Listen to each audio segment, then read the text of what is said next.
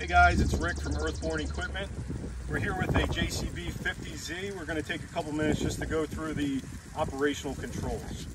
All right, first things first, when we're starting the machine, this arm bar will need to be in the up position for the machine to start.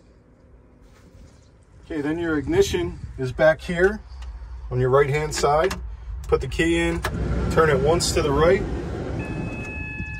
and you're going to let this cycle, the lights and gauges cycle through on the screen. Anytime operating the machine, you're going to want to fasten your seatbelt, and with your arm bar in the up position, you can go ahead and start the machine. Once you have the machine running, you can put your arm bar down.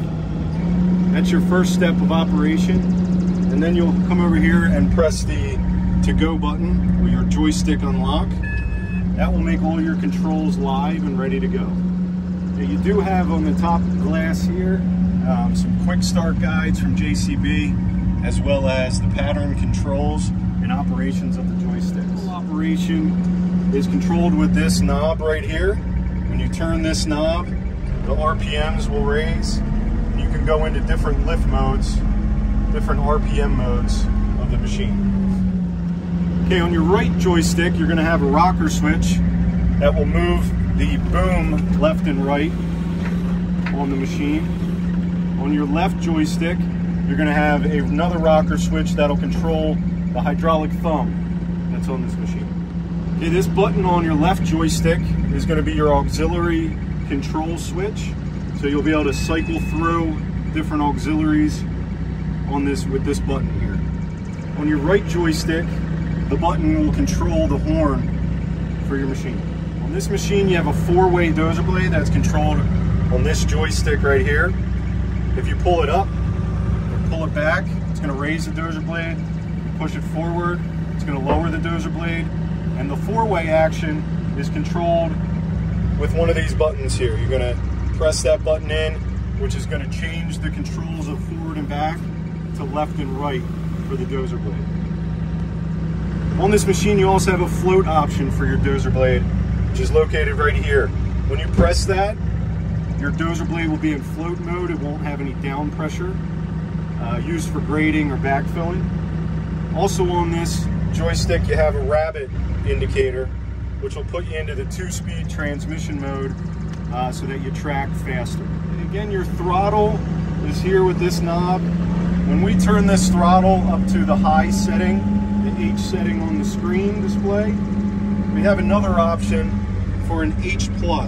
It's basically a power plus button. So when we hit that button, when the throttle is in the H position, we're going to have about 15 seconds of extra power that the machine's going to deliver to the digging end of the machine. This machine has a high flow and a low flow setting. You can control those operations with these two auxiliary buttons here. You can also use the display screen to set different settings for attachments as far as the pressure and flow for each attachment. Okay, on this machine we also have an auto idle or an auto RPM button. When you click this button, I'm currently in a high setting RPM. If I don't touch the joysticks for a duration of 2 to 5 seconds, whatever you set it for in the computer, it'll automatically idle down automatically idle the RPMs down to an idle. As soon as I touch any of the controls, it'll automatically ramp those RPMs back up to the throttle location or the throttle set that I have the machine set to. The last three buttons on this panel are your work lights. So you have two work lights in the front. If you click it again, that puts on your rear work light. The third click will turn it off. Next to that, if the machine is supplied with one, we'll have a beacon option that you can click that to have a beacon light on the roof. And then we also have your wiper blade button for the front of the machine. If you click it once, it'll do a delayed wiper action. If you click it twice, it'll be continuous. And then the third click is off. Okay, behind the button panel, you have your air conditioner and heater controls. You have 3 fan speeds, as well as an AC on and off button. Okay, you have 2 sticks right in front of you. The wobble sticks are for controlling your track operation. If you push both of them forward, you'll move forward. If you pull back, you'll both go back. If you put one forward and one back, you will make a turn left or right. This machine has two patterns that you can operate the digging end with: SAE, or backhoe controls, or ISO, or excavator controls. The way you change that over is through this access panel under here. We're going to turn the key in, same key that you use for the ignition. Right under here in the upper right corner, we have an SAE button. When you click that on, that will change it to SAE. When you have that off, it'll be in the standard ISO excavator controls. Okay, this machine has a manual quick attach, manual quick coupler on this machine. You'll notice that this pin is sitting in this C channel right here. Okay, when you're removing the bucket, this one's locked on right now. You don't want to have this C channel pretty much parallel, perpendicular, if the open end is perpendicular to the ground, so that when we release this gravity release quick hitch, the bucket will hang right on this front pin. So set your bucket about 3, 4, 5 inches off the ground, and then you'll come around the back side,